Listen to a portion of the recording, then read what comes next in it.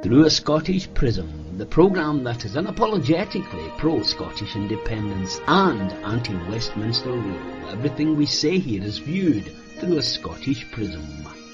Brought to you by Barhead Boy. Hi folks, and welcome back to Through a Scottish Prism midweek show. I hope you and yours are well. I'm doing this show today from Szczecin in Poland. I'm here for a couple of weeks. See family, wife's family, etc.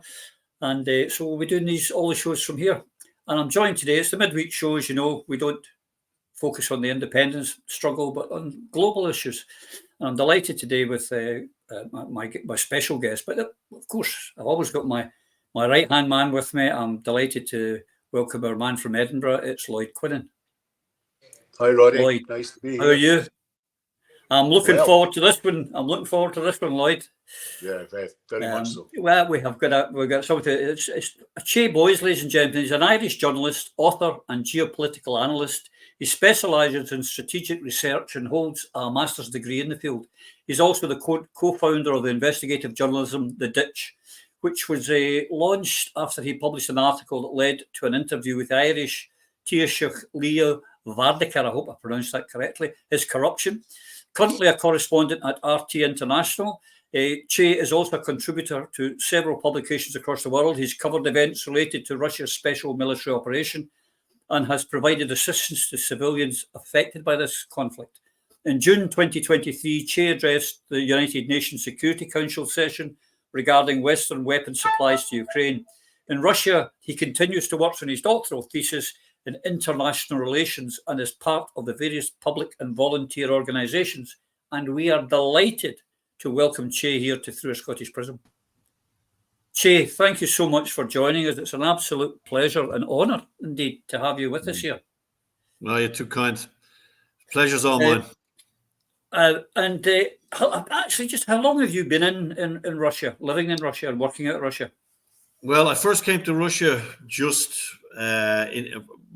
physically first came to Russia about the end of 2014, 2015 for a longish visit. And then I actually moved to Russia to work about 2.5 years ago for a long period. And this time I've been here about 1.5 years. So I've been coming and going as it's where I feel I needed to be. It was the area I did my thesis in NATO and Russia, and I'd kind of studied the culture and history of the country. So when the second phase of the conflict, when the Russians intervened in Ukraine in 2022, as many in the West thought that we're running out of Russia, like the house is on fire, the big thick Irish lad ran into the burning house, as people say. That's my mates back in Dublin say. But I felt it was where I had to be, because it was a conflict I'd long predicted and written about and suggested would happen. It was inevitable. It was an inevitable war. And I wrote a quite comprehensive article about that, which actually the great John Pilger actually said was a great article and promoted, which was really fantastic. To hear him praise me was ridiculous. A man I've been, listening to and watching since I was a child, really. And so it was where I felt I needed to be to, I think, do some important work trying to give the picture from the Russian side, Russian society, Russian people, culture. And I tried to do all of those things across a couple of different platforms. And meanwhile, and as you introduced me, I work as a correspondent as well for one of the biggest media platforms here, RIA Novosti. They have several other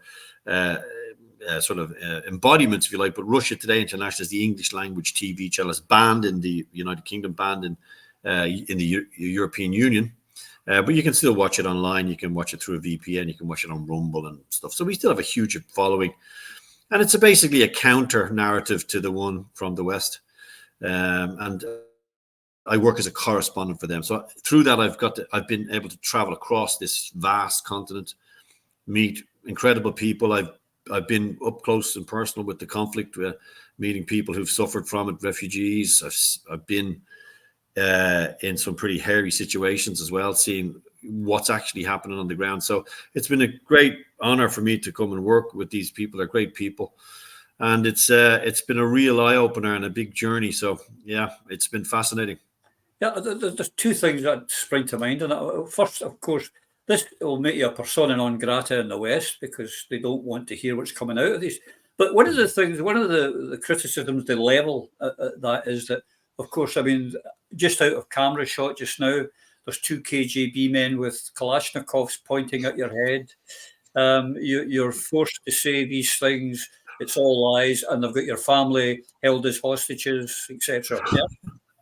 Well, look, I mean, something that's remarkable is the huge amount of ignorance about Russia to start with in the West. Like, it's a mixture of comic book sort of bad guy narrative, and tinged with a billion dollar machine to demonize Russia. I mean, the sort of stuff started with probably started with the native Indians in the United States. Then it moved to the Black African. Then it went to the Muslim. Then it was the Irish for a while. It was the Scots at one stage. So the sort of post-colonial machine has to have enemies. And of course, China is the latest enemy that has to be demonized, because as you see, the elites in Westminster and in Washington, they have absolutely no concern about, the realities of Russia. And I've lived among the Russians, remarkable people, very cultured, very kind, very pleasant, very peace-loving. And remember, if there's a people on earth who have experienced war in all its horrors, it's the peoples of the Soviet Union, of which Russia made up 60%. So 27 million people died. Then they have to go through the terrible trials and tribulations of communism, where many millions of people also suffered terribly and were killed. There was a lot of death and privation, famine, invasions, the Napoleonic invasions. The Russians have suffered more than any other people at the hands of invaders, at the hands of brutal regimes themselves. And no one would deny that here in Russia. But to sort of then peddle this myth that they are a warmongering nation out there, there's some imperial power that now wants to. And recently I heard a most ludicrous headline: Russia will invade a NATO country within 5 years. Well, nobody seems to have told the Russians that. I mean, it's absolutely insane to suggest that anybody would know what will happen in 5 years' time. No one knows what will happen in 5 months' time with the Ukrainian conflict, the way it's moving now. So this idea, in my view, it's a textbook thing. You must have an enemy, and that allows you to flush huge amounts of money into the military-industrial complex in the United Kingdom, in the United States particularly. It allows you to prop up brutal regimes like the Israelis, because you have to have this stationary aircraft carrier in the Middle East, in Israel. You have to allow them to do whatever they want to do. If they want to kill 30,000 civilians, they want to drop more bombs on the Gaza Strip than they did in Vietnam, another illegal failed war. If you want to license that kind of brutality from your so-called allies, you have to have fear. And so it's Iran in the Middle East, in Russia, the massive ramping up of aid and weapons. Aid, I did a piece on this yesterday. The vast majority of this latest $61 billion in the United States will get nowhere near Ukraine, absolutely nowhere near it. If the 13 billion that may get to the front lines gets there, it won't get there for years. I mean, most of the equipment that the Americans are talking about shipping in this latest vast dump of profit into the military industrial complex in America, that's what this is. Remember, they've already given $170 billion. This is a vast amount of money. But when you print the dollar, and it's used as a tool of global economic dominance, which the dollar is, it's a debt-based currency. So when you print that currency and you control basically the global trade through the dollar, which they have done since the post-war period, basically since the Second World War, when you control that, you have immense political and economic power. Now, that's been eaten away at somewhat, and we've recently seen a lot of countries remove their foreign reserves and gold reserves from the States. They see that the freezing of Russian assets has warned people that if you go against Uncle Sam, even in the most mild policy way, the usual tools are, they either free the crap out of you with an invasion, which is what they've done in Libya, Syria, Afghanistan, Iraq. They've overturned the democratic governments in Iran in 1954. They secretly, conspired to overturn dozens of countries. South America. If your democracy is the wrong color, or it is left-leaning democracy, you'll be either eaten from the inside out through a coup d'etat, or you'll be crushed economically. And the dollar allows them to do that. But the dollar's under some threat now. And the global hegemony of the United States, which in its vast economic power, is, obviously with the Westminster government chasing their tails, trying to achieve some relevance now, this failed power, these old Etonians sitting around in the Westminster Parliament with this bellicose talk, while, essentially one of the only growth areas in the United Kingdom right now is food banks. They've announced they're going to give £580 billion to the most corrupt country in Europe. And Ukraine is the most corrupt country in Europe. And this US State Department issued a report 2 days after they sent 61 billions, apparently, which they didn't, which we can talk about. They issued a report saying that the Kiev government was responsible for extrajudicial killing, for oppression of the free media, for disappearances, for people trafficking, for child labor, child sex trafficking, for gross corruption in the judiciary, the police, the army, for the infringement of human rights across a huge gambit, crimes against women, crimes against individuals, gross theft in the apparatus and architecture of the Ukrainian state. So 2 days after they give it 61 billion, a huge amount of which will fall into a black hole, as did a huge amount of money went missing in Afghanistan. We know that black budgets for the CIA, which are deployed into places like Afghanistan to bribe warlords, to bribe officials. The CIA are actually the engine of a huge amount of corruption with their black budgets. They flew literally tons of dollars into Iraq, we know, and into Afghanistan to bribe people. Nobody knows where these black budgets go. Nobody knows exactly where they come from because you can't report on them in the United States. So it's this engine of economic infiltration and control coupled with this hegemony from the West that if you don't want to see things our way, and I think this is interesting for people who are, devoted to the idea of an independent Scotland, it's that there will be all sorts of dirty tricks, of course, deployed against you to try and make this thing unachievable. It's economically unachievable.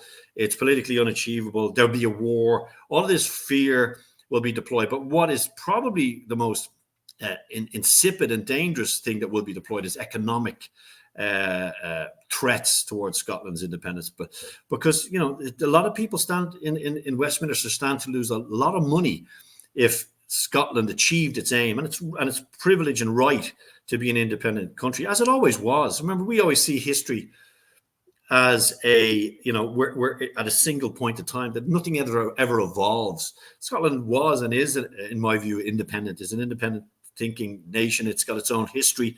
It's got a very rich and distinct history, as we in Ireland do. And you're just our first cousins as we see it. You're just paddies that can swim, as far as we're concerned.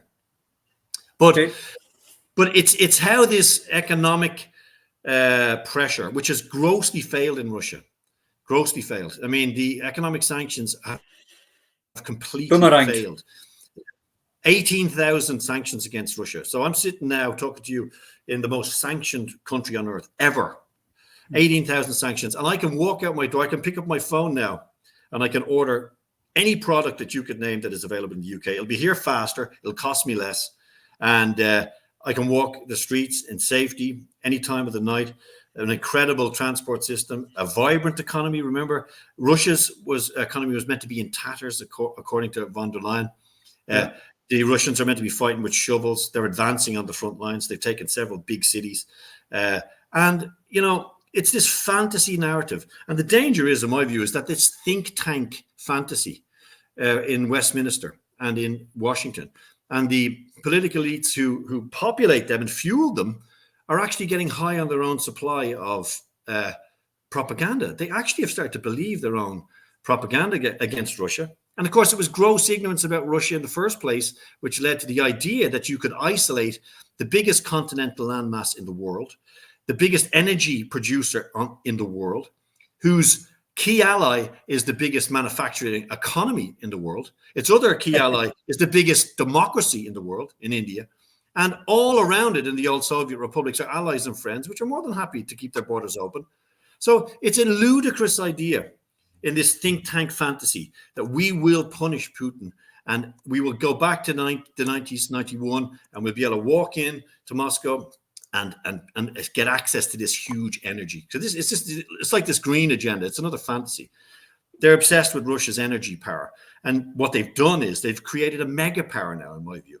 They've compressed like a giant steel mill. They've compressed Russia and China together into this mega power, a mega industrial power, a mega manufacturing power, a huge energy power. Russia has all the energy that China was desperately in need of.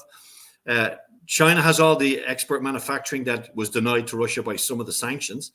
And now they've created this rod for their own back in the West. But the key reality is the only sort of mechanism of forward motion now for these political elites is escalation.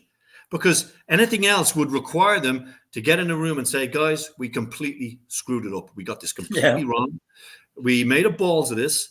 And we're damaging our own economies. We're denying our own people cheap energy.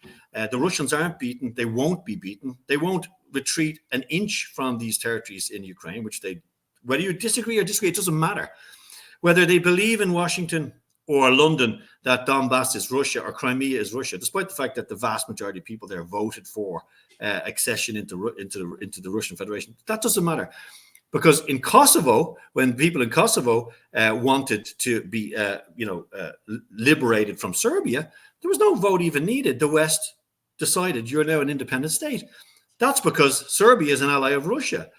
Because Crimea is populated by Russians, and remember, the history of Crimea is another fantasy.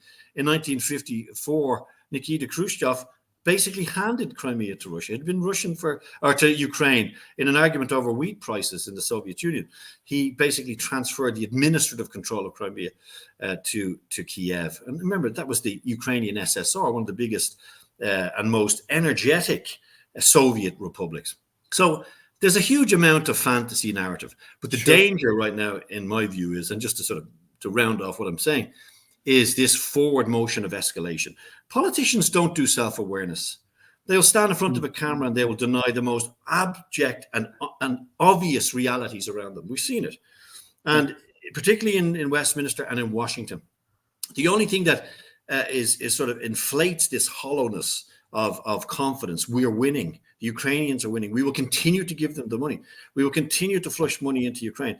We will continue to agitate against China in Taiwan. I mean, remember, this aid bill, this over $90 billion that was passed by the US Senate, where did the money go? The money went to Israel, a country, whether you agree with Israel, whether you disagree with Israel, whether you're Zionist, anti-Zionist, pro-Palestinian, it doesn't matter. Here's where the money went.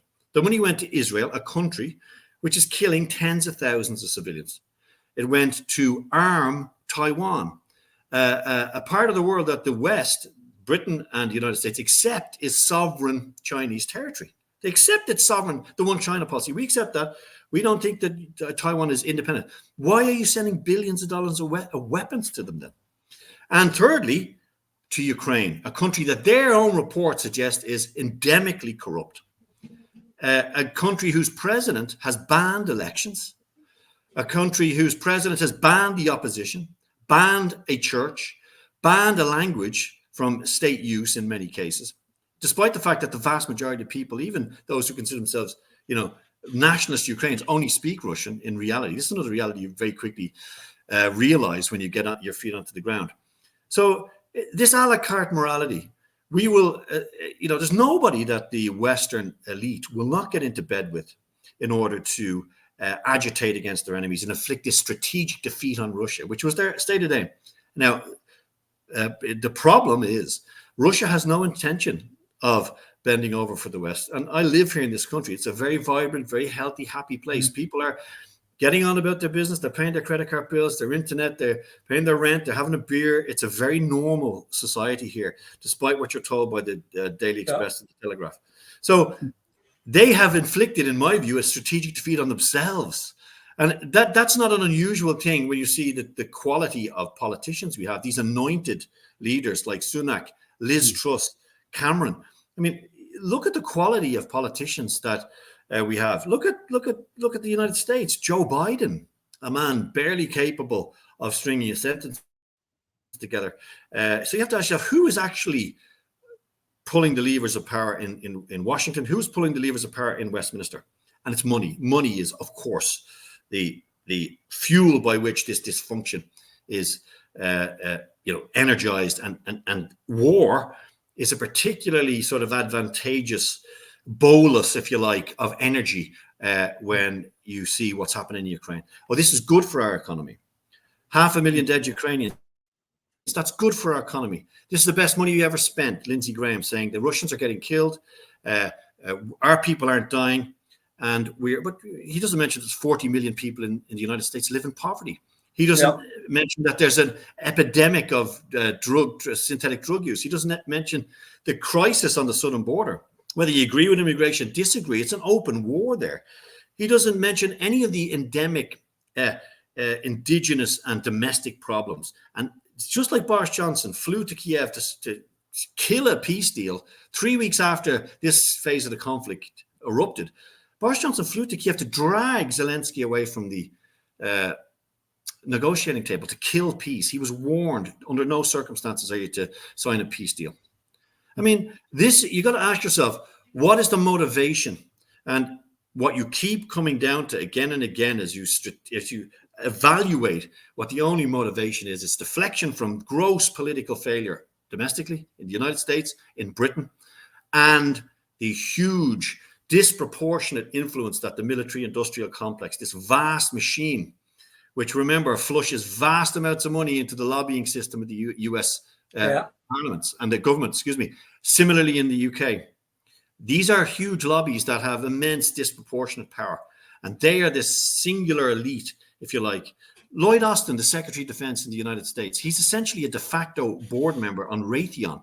Raytheon, the manufacturers of some of the most valuable and highly priced weapons being sold globally. Boeing, McDonnell Douglas. This is a very incestuous machine. And it's the same in the UK.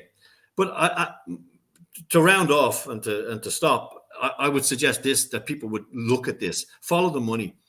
And the more domestic politicians like Sunak, Cleverly, these people, the more they look abroad, the further they look away, the further they want you to cast your gaze away from your street, your community center, your hospital, your clinic, your bus route that's getting closed down, the gangs of kids on the street, the huge drug problem, the suicide rates, the hopelessness of entire generations. The more they want you to cast your gaze way over the shoulders of all of those issues, the more you realize what this is all about. It's about deflection and it's about profit. Absolutely. Fabulous intro, Chay. Great. Lloyd, as Chay mentioned, there's been 170 billion going to the Ukraine conflict, most of it staying within the continent of North America. But the audacity goes back to hypocrisy. I'm in my 70 plus, and my whole life it's been about Reds under the bed, commies, all that. And there's still a lot of people with that mindset. The Russia phobia is incredible. But yesterday, or the other day at least, Blinken was saying to the Chinese, after he was absolutely put in his place, that how dare they be supplying Russia with anything, when they're the biggest fueler of weapons and destruction and death in the world. How dare they have the audacity to say, oh, you've got to stop doing what we're doing? It's the American way, post-Second World War, we in the West, we all live in the American cultural empire, and that's rapidly turned into the economic empire of the United States as well. I mean, I thought Chay has given us an extraordinary analysis from the other side of the wall, as it were. I mean, one of the things I find extraordinary is when you look back in history, Russia was the enemy of the European West in the 17th, 18th, and 19th centuries. Then our ally in the First World War. Then there was the revolution. Then they were our enemy again. But the enemy was presented to us as a youth, as the enemy was communism. And frequently you would hear the word Russia or Russian used, but in real terms they meant communist. What I find extraordinary is all that joy that there supposedly was in the West, the collapse of the Soviet Union in the late 80s. has disappeared completely. We're back to, Russia is the bogeyman, and ultimately it comes down to the Chay's analysis, which is they are an economic power, they're an energy power, therefore they are the enemy of the United States, and we, as unfortunately still citizens of the United Kingdom of Great Britain and Northern Ireland, our country, as a post-imperial, or the state we live in rather, as a post-imperial state, is desperately searching around for relevance in a world where it has little more relevance than its position on the Security Council of the United Nations and its possession of nuclear weapons. What we're watching is it's for British imperialists, it must be quite sad actually to see Britain chasing along after the Americans like some beggar with their bowl out saying, please, sir, can we have some of your respect? Please, sir, can we have some of your status? And it truly is appalling when you consider the levels of poverty and inequality that ranges right across the whole of the United Kingdom of Great Britain and Northern Ireland, that they would even consider at this stage, after the disaster of Brexit and the destruction of the economy, to ramp up the amount of money that they're going to plough into the Ukraine, the amount of money that they're going to plough into NATO, when in reality they present the idea as being this is about preserving peace. And then when they're pushed on that and it's made clear that it's not about peace at all, NATO is no longer what it was originally set up to be. It is now, without doubt, it's the European military arm of the United States. For Britain, it's a sad period. But then again, as Chay said, we have politicians who are, from the top rung of the ladder, but three, and that's all. We have people who seem to treat politics as a form of show business, and who do not understand history. And as a consequence of not understanding history, they're making serious mistakes on a daily basis. There appears to be no concept of statesmanship, whereby you stand back from a situation, you analyse it with the understanding of the past and a vision of a future. But we have none of those politicians, as far as I can see, at present.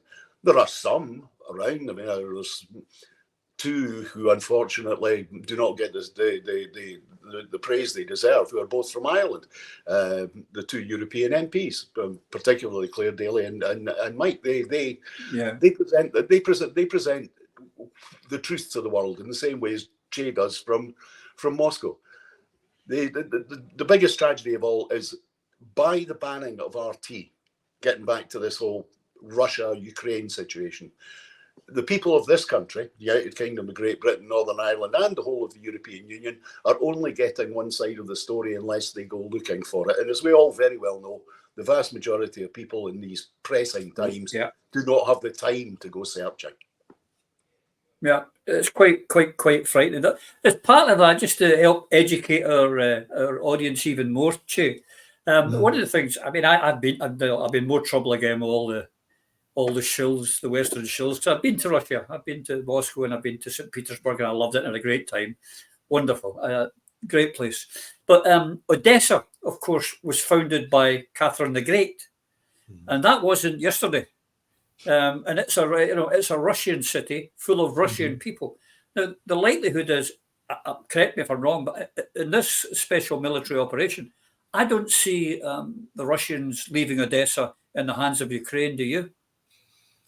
No, and I suppose, look, it when you get into the sort of strategic map of what's actually happening in Ukraine, and you look at it, there are some things that seem obvious. That the Russians would not allow countries like Kharkov, as they call it, Kharkiv in the Ukrainian language, but Kharkov, which is another predominantly Russian city in the northeast of Ukraine, if you like, which is very close to the Ukrainian border. I've been very close to it myself. I was in Belgorod several times working there while it was shelled by Ukrainians. I was on the ground as the shells landed. These are seen as non-negotiable now on the streets of Moscow. I mean, the idea that the Russians would abandon Kharkov and Odessa, Kherson as well, which the Russians pulled out of in a sort of strategic retreat to avoid being encircled. They withdrew a whole army, but this was declared as a huge victory. Despite the fact that not a shot was fired, the Russians withdrew a huge army with all its material and men on the other side of the Dnieper river. But this was a victory. The Ukrainians had won a huge military. It's just remarkable subterfuge and dishonesty from the Western media.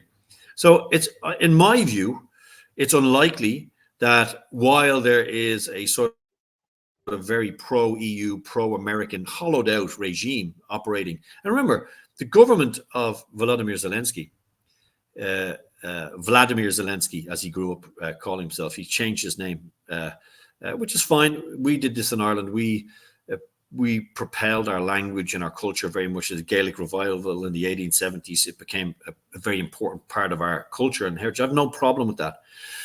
But it's also important when you're going to ban a language that you remind people that many of the most energetic advocates of that were born, raised in the Soviet Union with Russia as their first language. Most of them would never have spoken a word of Ukrainian, including Mr. Syrski, who's the commander-in-chief of the Ukrainian military, who went to college literally 200 meters from my front door here in the Moscow Institute. Don't his parents still live, or a lot of his family? I was in the town his parents live in 10 days ago. I was there.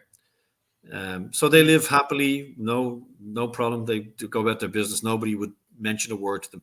Because interestingly, to digress a little, one of the interesting things that you hear here when you talk about the conflict, the war, the invasion, the special military operation, whatever you want to call it, is that people here see it as a kind of a family argument, a terrible, tragic row between these, fraternal brothers, the Ukrainians. Well, Ireland going to war with Scotland. It would be very much so. And we have done in the past, but on the behest of British kings or English kings, the Irish and the Scots have fought. They've never fought each other, never needed to, as essentially the same people. Genetically, we're essentially the same people, the Irish and the Scots. The only people that ever pitted us against each other were English kings. And that's another fact that's interesting. So, I mean, the Russian people see this as a terrible tragedy, this war against their fraternal brothers in Ukraine. The same language, same culture, same TV shows. Remember, Vladimir Zelensky presented the New Year's Eve show, which is the start. It's like, remember Hogmanay, Andy Stewart. We used to watch it in Ireland. Zelensky was the face of Ukraine in Russia in the post-Soviet period. He was exceptionally popular. He had a great TV production company called Kvartal 95, which was funded by Igor Koyminsky, an oligarch who's on the State Department list of probably the most dangerous people in Ukraine. He's banned from traveling there. He stole hundreds of millions of dollars from the American government, essentially. This was Zelensky's sponsor who got him into power, funded him, got him elected, owned his Kvartal 95 TV show. They made this TV show servant of the people, and the plan was always to then propel him using this platform against the incumbent president, Petro Poroshenko, exceptionally corrupt, well known for his corruption, who had sort of wanted to hollow out Ukrainian industry, did a lot of work with Western companies to do so. But this is seen as a tragedy in Russia, not just because Russians are dying. Russians are dying. I mean, Russian soldiers are being killed, and they're given their lives for their country, as seen here. They're dying in a much less quantities than the Ukrainians are, but they're dying nonetheless, and it's a tragedy. It's seen as a conflict between two brothers, and the belief here is that those two brothers will again sit down together and embrace, and that this will be a purge of the influences that have caused this conflict in some ways. That there will be a reckoning. And the reckoning won't be between Russia and Ukraine, because the Russians have no instinctive or indigenous hatred for Ukrainians whatsoever. I mean, I live and work in this city. I often go through Kyivskaya metro station, which celebrates Ukrainian culture. The Hotel Kiev, one of the biggest in the city. The Kiev Boulevard. I mean, where all the great Ukrainian poets, Shevchenko, are all celebrated. This is all remains untouched here. There's no anger or hatred towards Ukraine in Russia. Completely the opposite to this mania and this febrile hatred that's been cultivated in Western Ukraine against Russians. Because in Eastern Ukraine there is no such hatred because they are Russian. I mean, an interesting thing a man said to me in a pub actually was, I said, this is a really brutal war. It's a civil war. And I said, of course it's a civil war. And the civil war started in Maidan in 2014 when the Americans, we know they did this. They overthrew the democratically elected government of Viktor Yanukovych, who was an imperfect man. Let's not pretend he was deeply imperfect, as many of the leaders of these post-Soviet republics were. It was quite a chaotic phase. But he was elected democratically, and the OSCE says it was a democratic election. The European Union said it was democratic. But it wasn't the right kind of democratic, because when he decided he wouldn't cut off trade with Europe in order to sign a closer trade deal with the EU, when he decided that and asked for a pause to consider how he could do both, basically, he was rolled over. There was a CIA coup, one of dozens of them, led by Victoria Nuland, an infamous influence on the cultivation of this conflict. And remember, people like Oleg Tyanibok, the leaders of Pravi sector, right sector, shared stages with people like John McCain, who eagerly flocked into Ukraine to celebrate with Nazis in front of huge crowds of people. Remember, this ideology of Stepan Bandera, who is now seen as the father of modern Ukraine, he was a devout Nazi collaborator, a member of the OUN, the UPA, Roman Shukevich. These people are celebrated openly. Bandera's birthday, by the way, is January 1st. And that's a national holiday in Ukraine, not because it's the 1st of January, for the new year. It's because it's Bandera's birthday. And this man was intimately involved in the massacres at Voilin, at Baba Yar, hundreds of thousands of Jews, Poles, Gypsies, communists, homosexuals, all of the people who the liberal West now are, aggressively promoting culturally, were the victims of the regime, which they are now turning a blind eye to in Ukraine. So the Russian view is a very pragmatic one. And the Russian psyche is something that's totally misunderstood by the Western elites deploying this economic aid and this acceleration of the conflict. They just don't understand the Russian ideology. The Russians think very slowly. They're willing to make some mistakes in order to improve their strategic position. And they've shown that. They've completely radically changed some of the way they were doing the business of war in Ukraine. And most independent analysts would accept that. They're winning the war. They're winning this war of attrition. Everybody would accept that now. I've been saying it since day one, and they called me a stooge, a Kremlin propagandist, a liar. I said the economic war against Russia could not win. It couldn't. It was impossible to implement what they wanted to do to Russia without destroying the global energy market. I said that I was called a subversive. I was in the Irish Parliament. The Irish Prime Minister said I was essentially a Russian-controlled asset because we had launched investigations into the corruption of his ministers. We launched an investigation into the head of the Irish planning system, one of the most integrally powerful state bodies. He's in prison now, the man that we investigated. He was sent to prison for 2 years for gross corruption. 2 of the ministers we investigated were sacked and resigned. And the Prime Minister, who was invested on the foot of my story about his passing of a document worth £250 million during a union negotiation, passing it under the table to the other side so they could see it, to completely undermine the negotiation. He was investigated for 18 months by the highest authority in the land, by the police. But his state-appointed state solicitor decided that there was no crime had been committed. But he didn't decide that. He said, we're not going to prosecute him because it would be bad for the country. And then they deployed this idea that it was me and Vladimir Putin sitting in the back of my little Mini coming down the road. Vladimir Putin didn't hand the document. Vladimir Putin didn't accept bribes in the planning industry. Vladimir Putin didn't, cause this endemic petty corruption in local government in Ireland, which is taking place in the midst of the biggest housing crisis in our history.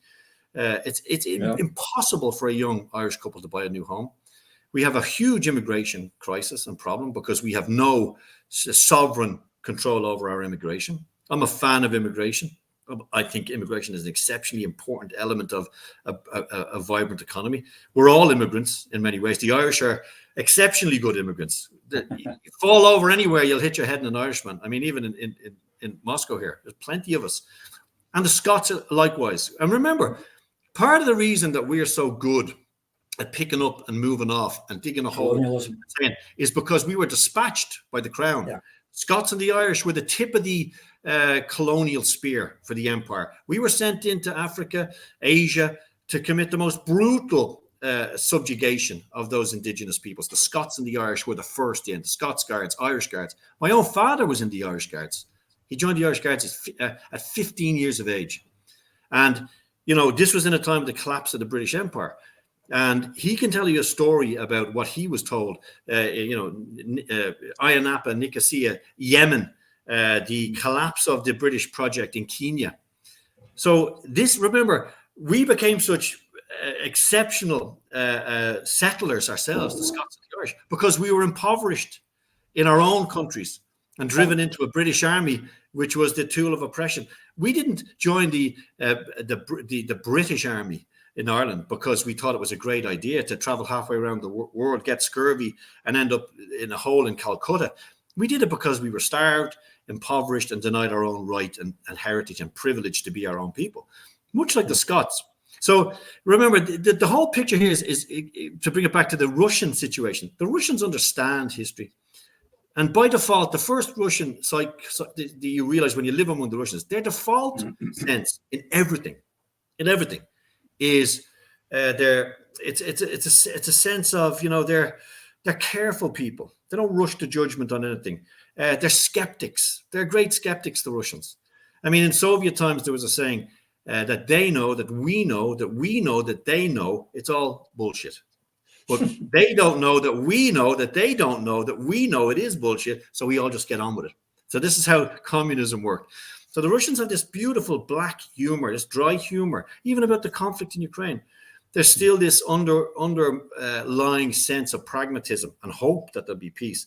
But there's also the average Russian will know a lot more about his country, his history, and understands what this war is about. It's a war of domination and geopolitical pressure on Russia to try and subdue Russia, to try and contain it, as Lloyd was saying.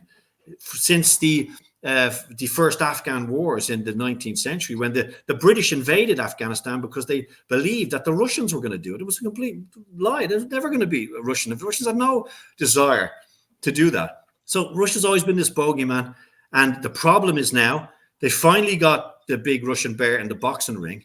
And the big Russian bear looks a lot bigger when you're up close to him. And he can take a lot more hits than you would have imagined for an old guy. And the more you hit him, the tougher he seems to be getting. And if you look outside the ring, the Chinese dragon is sitting there. And if you hit him too hard, who knows, maybe he'll jump in. So this is a strategic cul-de-sac for the West. It's a strategic cul-de-sac. But again, as you gentlemen will agree, I'm sure, pragmatism, self-awareness, and the quality of politicians we have now. We don't have a JFK. We don't have a Churchill. As an unpleasant character he was, he had a pragmatism to him. Stalin was a pragmatist. These great warrior leaders, if you like, they could see the bends in the road long ahead, and they didn't allow to get themselves right up onto the corner and then realize the brakes had failed. They never allowed that to happen. They were always watching the road ahead. We've got a breed and a generation of politicians who you wouldn't let clip your dog's toenails. They're absolutely, utterly incompetent. So what is the automatic default to that? Again, we're in danger. You're not in danger from me because I don't know what I'm doing with the economy. We're in danger from the Chinese. You're not in danger from me because the NHS has been hollowed out and destroyed by private interests, and we're facilitating that. You're in danger from the Iranians. You're not in danger from the streets being so unsafe that people are getting stabbed, murdered, and this hopelessness, this suicide, this drug use, this complete collapse of the fabric of tradition in society in a good way. Don't worry about that. What you need to worry about is Russia. Because in 5 years' time, the Russians are going to come up the Clyde, and they're going to, God forbid, they might actually build a couple of hospitals and bridges like the Chinese are doing in Africa now. While the Americans are marauding around the world, spending trillions of dollars on war, the Chinese, I tweeted this the other day, a map of Chinese infrastructure projects on the continent of Africa. It's astounding. They're spending trillions on infrastructure, on building the fabric of a new Africa with China as a strategic and financial ally.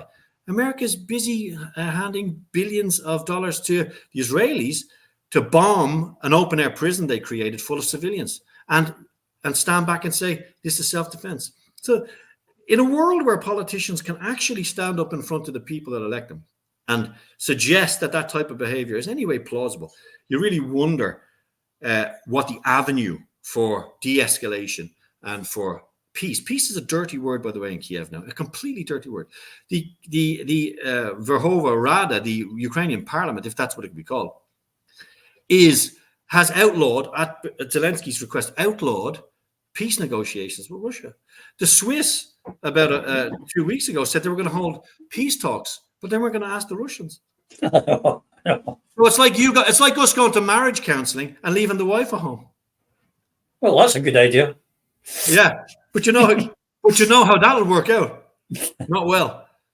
So this is laughed at here. You got people like Lavrov, this veteran diplomat. You know, Lavrov started his career as a diplomat. I've met him. I've been in the room with him. This man started his diplomatic career as a diplomat in 1972. I was a year old, or whatever I was, and he started in what was Ceylon at the Sri Lanka. He speaks Sinhalese. He speaks French. He's a war horse of a diplomat, a very, very intelligent man. And when people like him say there's nothing to talk about, when he walked off the stage when Liz Truss started to talk, he said, this woman is essentially insane. How can people like Truss be the top diplomat in the country? No diplomatic experience, no geographic experience. She suggested that the Baltic Sea was the Balkans and vice versa. No idea about the geopolitics. Remember, geopolitics is about the geography and political reality on the ground. And these people lack the most basic knowledge of Russian history, culture, and attitudes, how the Russians play the game. They don't get it. They don't get the Chinese. They are getting high on their own supply of bogeyman rhetoric. Yeah. And that leads us to a very dangerous place. And one final thing because I want to bring it back to Scotland. Remember this, Kosovo got its independence, or its de facto independence. Spain didn't recognize Kosovo because of Catalonia. Various other countries with territorial disputes with indigenous populations didn't recognize Kosovo. But Kosovo was declared a free country, although it was an integral part of Serbia, purely because Serbia is an ally of Russia. Historically, politically, it's an ally. The Russians and Serbs are very close brothers, they consider themselves, okay? Now, when the people of Crimea held their vote, long before the Russians annexed it, or in many people consider came in and saved them from a right-wing, far-right pogrom, basically coming from Kiev, depending on which way you see it, their vote was completely ignored. The votes for the people of the LPR, DPR, the new territories in Russia, when they voted overwhelmingly to join Russia. Remember, Russia is a far more, there's a pragmatism to this too. Russia is a far more economically sound and wealthy country than Ukraine. Ukraine is one of the poorest countries on earth prior to this conflict going into its second phase in 2022. So the people in many Ukrainians fled to Russia. And the UN says that over 3 million people from Ukraine went to Russia when the conflict began. This is a genocide, according to the West. A genocide where 3 million of the people apparently being targeted for genocide go to the country committing the genocide. That doesn't seem to make sense to me. And to bring it back to the Scottish issue, if England was a strategic enemy of the United States of America, Scotland would be an independent state decades ago. So I suggest your viewers apply that prism. If the CIA deemed an independent Scotland to be a big enough stone in the shoe of a strategic enemy, like if Britain was, or if England was an enemy of the United States, you'd be in an independent Scotland now. But you'd be in an independent Scotland intimately controlled by the same powers, economic powers and political influences, National Endowment for Democracy, US aid. You would be hollowed out and used as a puppet to influence aggressively against your partner, like the Balkan states now, or the Baltic states, excuse me, against Russia. So I suggest, and I always suggest this to people, there might be a bit of a cliche now from me, because people will expect me to say this. I suggest people zoom out and look at the global picture, look at the chessboard of who is actually controlling these great movements in the global shift from a hegemonous United States, a country which controls the global economy, the biggest, most powerful army in the world. America's in trouble. It's that big prize fighter. It's put on a bit of weight. He's puffing and huffing. He's not doing as well as he thought he would do. And people are starting to wake up to that. The modern battlefield has completely changed. Great battle tanks worth millions of dollars are destroyed in an instant by a $200 drone. So everything is changing. The Americans, by the way, pulled all of their Abrams tanks away from the front line 6 days ago, very quietly. Remember, we got a huge fanfare. The game changers. The Leopards are going to be released. I was up the road yesterday. I seen a Leopard tank sitting in a square up here in Park Pabieli, burnt, alongside hundreds of other vehicles that the Russians have captured, probably reverse engineered and sent the information to the Iranians. I mean, this is insane. Okay, so remember, zoom out and sort of get your head around it. The Americans don't, in my view, the American elite, the American political elite, don't care about the Ukrainian people. If they cared about the Ukrainian people, they would have spent a fraction of the money they spent on war to resolve the conflict in Ukraine. There wouldn't be 500,000 people under the ground. The country wouldn't be destroyed. And, they wouldn't be fostering and cultivating a hatred for their great and powerful neighbor, which is a superpower. And superpowers don't tolerate existential threats on their borders. And the great Professor John Mearsheimer will tell you that too. Anyone objective will. No more than the Americans would tolerate the infiltration of Mexico by Chinese and Russian troops, the cultivation of a hateful ideology against Americans speaking the English language in the borderlands of Mexico. If that was to happen, the 82nd Airborne would have landed in Mexico City 10 years ago. Game over. So zoom out, see it for what it is, and follow the money. Absolutely. Two things. One politician you did miss out was Eisenhower, who warned everyone to watch out for the military-industrial complex back in 1960. And you're talking of Lavrov. Yeah, Lavrov strikes me as the type of guy, a night, if someone said, who'd you like to have a night in the pub with and have a few pints? He strikes me as a guy that would be great company and full of lots of cracking stories. I think he would be very entertaining, shall we say, as well as knowledgeable. But that's part of it, Lloyd, isn't it? There's a stereotyping by colonialists, to downgrade, the Irish are thick, the Scottish are mean, the Arabs are smelly. And there's many, now hold on, when you say the Scottish are mean now, there's many a true word spoken in jest now, Roddy. Oh, steady tiger. Can I just remind you, you were given the Guinness, but it took a Scotsman to come in and give you Jameson's whiskey. Remember, it was a Scotsman that brought that. No, we won't start the argument over who started the whiskey nonsense thing. Here, boy. Don't start your nonsense. But that's the thing, Lloyd. Stereotyping is the one of the main tools in the armory of the colonialists. But they've been bitten in the bum by this, because the stereotype of the Russians and their equipment and their soldiers, their equipment wasn't very good. It was dated. It wouldn't work very good in their soldiers. They weren't very keen in defending Russia. They're big and brawny, but they're kind of stupid. And yet, if you do the research, you'll find that I did a blog a while ago, an article. It's a huge amount of Russians that have a degree. But they've been, by their own hubris, the West have been caught out. This war would be over in days because the Russians are not very good. That's been the narrative about Russia since certainly post the Crimean War. In fact, I saw a cartoon yesterday and it's a Punch cartoon from, I think, the week after the Russian fleet was beaten by the Japanese at the Battle of Tsushima. And it's characterized in exactly that.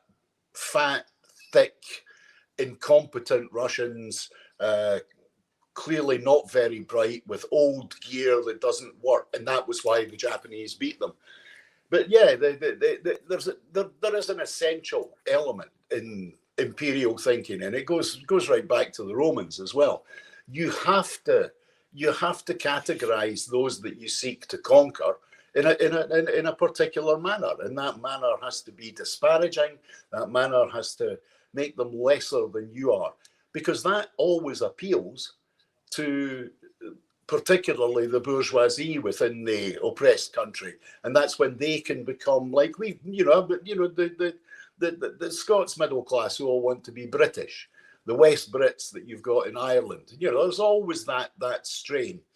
But just going back a little bit, and one of the things Chay said, I thought I really locked onto, which is this: the real major cultural difference in this East-West divide of the moment is the Chinese and the Russians have a very, very clear understanding of their own history, whereas us in the West, we don't.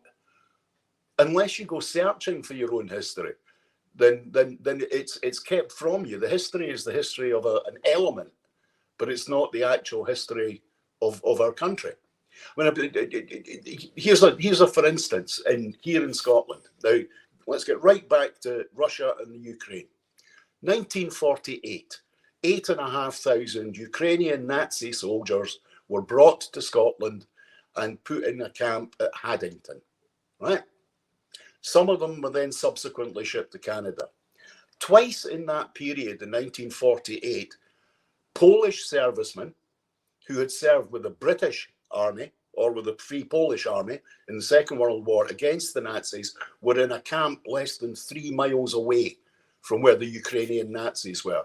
And on 2 separate occasions, major violence broke out between those 2 groups of people. And it wasn't about race. It was about the fact that the Poles could see a Nazi when they could see them.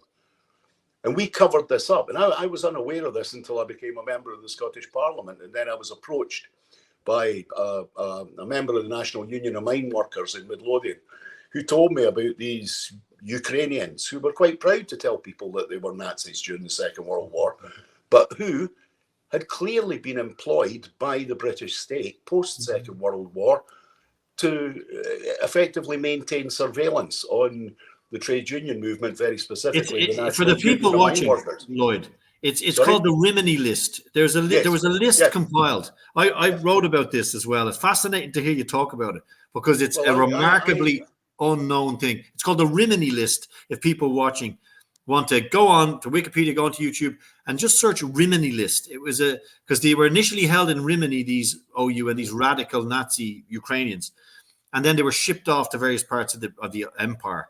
Mostly to Canada, Chay. But correct, the reason I became more involved in this, I'm not digressing, but I was given the name of 2 people, 2 Ukrainians who were living in Dalkeith, both of whom had been tried in their absence, one by the Polish government and one by the Belarusian, and both had been sentenced to life imprisonment, which had been commuted from a death sentence because of their involvement in massacres in what was then Eastern Poland and at a place called Huta Poniatska in Belarusia.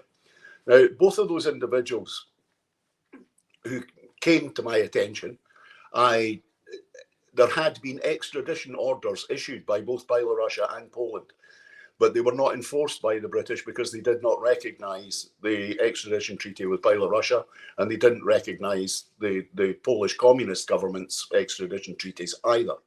So it's 2001. They're no longer communist countries.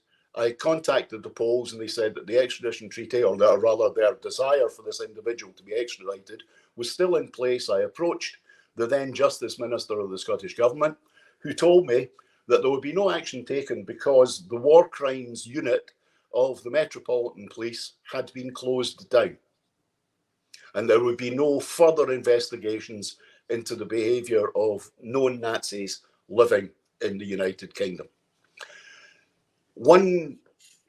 Just as the military operation began in the Ukraine, I was contacted again by that same member of the National Union of Mine Workers, whose next door neighbour was a Pole.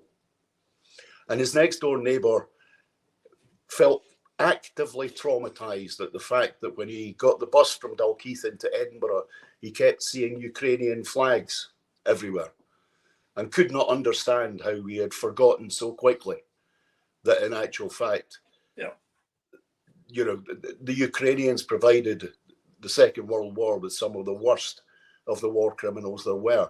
And what's appalling is the fact that we are now, as they have rehabilitated these very same Nazis, that we are allowing that history to be lost entirely. And our focus is on the people who actually prevented the dominance of the Nazi Party across Europe. Yeah. And I was struck by a man in his late 80s who, simply by seeing that symbol, was desperately upset because this is the country he chose to stay in, because this was the place where he believed democracy and freedom existed, and could not understand why suddenly, in his eyes, we were celebrating the Nazis of 70 years ago. Well said. Well said. Can I just say a couple of things? We're running out of time, but my as I say, I'm in Poland. My wife's grandparents were killed by the Banderas. You want to hear my wife on the Ukrainians? Should bring her on here one week. You could hear her. Last question, if I may, Chay, because I say we're beating the clock as we always do. What I've heard is one of the criticisms of Vladimir Putin in Russia is that he's been too pragmatic and too slow to act, that he could have finished this conflict a lot earlier. Mm-hmm. Now, the reasons for that, maybe he knows that he's going to have to live with his brothers and Slavs again. But would you say it's a fair criticism? This could have been finished earlier if he had so decided? I think he accepts that. And if you listen to Tucker Carlson's interview, he basically says, we know we should have done this earlier, because the Minsk 1 and 2 accords, which were peddled as a solution to this, which, remember, granted autonomy, which, of course, the Irish, we know about this, the Home Rule Bill 1 and 2, struggling to get the crumbs from the table from, his lordship's, trouser turn-ups, gouging around, looking for some sort of diet Coke version of independence.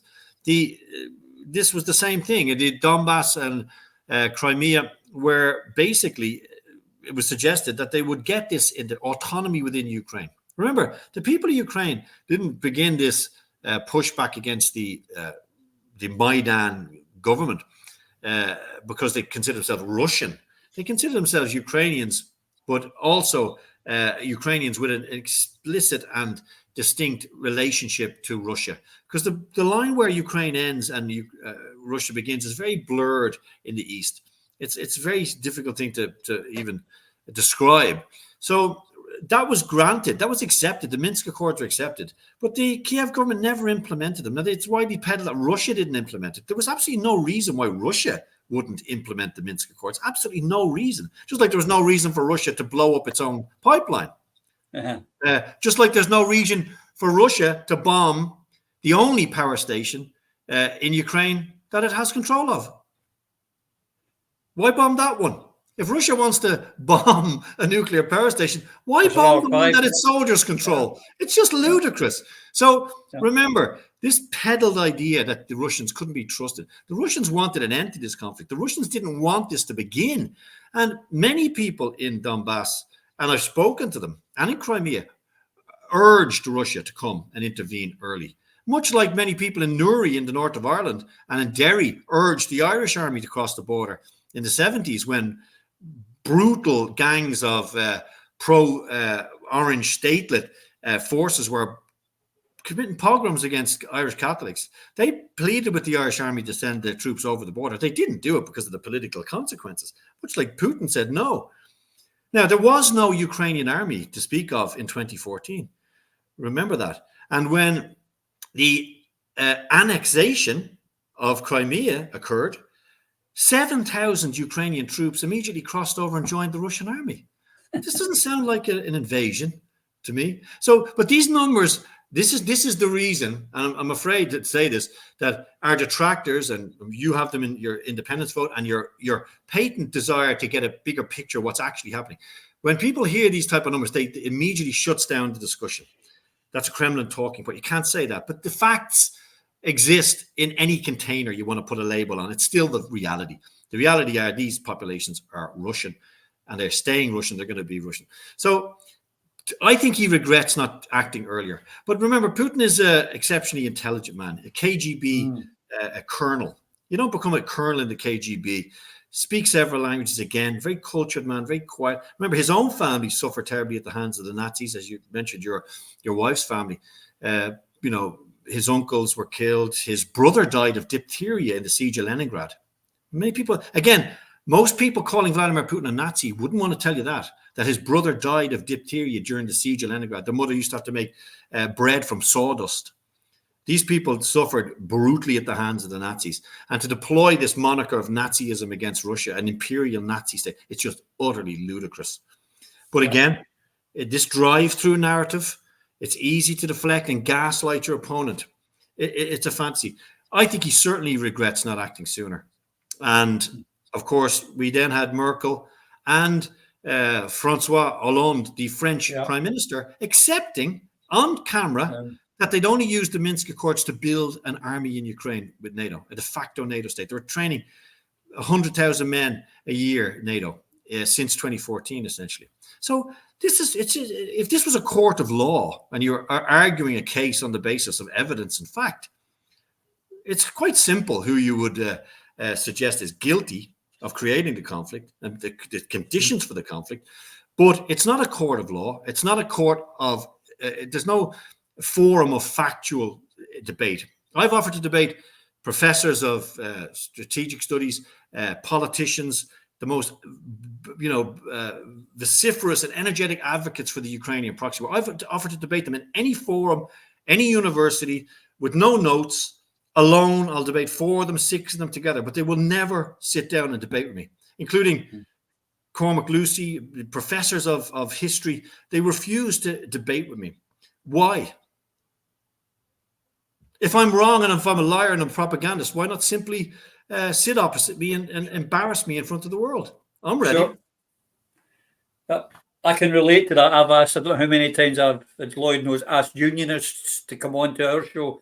Well, I have a wee debate with them. They won't come near. They just refuse point blank because I'm this Putin communist fascist, Hamas supporting, I don't know what else. I've got a list as long as your arm. Gentlemen, the clock has beaten us. We're going to overrun as always. Chay, I can't thank you enough. It's been great talking to you, and hopefully we can get you back because I think there's a few more stories in there. I get a funny feeling. When I take Lavrov to the pub, you come in as well because I think you would be great fun too. And you'll go back, Lloyd. Take it as written, my friend. And ladies and gentlemen who have been watching, I hope this has helped give you some insight to the other side of this. And, you're getting very little from the Western corporate media. But I hope this helps and, sheds some light for some of you. And we'll come back to this topic again. Until we see you again, though, please, you and yours, take care. Take care. Through a Scottish Prism, the programme that is unapologetically pro-Scottish independence and anti-Westminster rule. Everything we say here is viewed through a Scottish prism. Brought to you by Barhead Boy.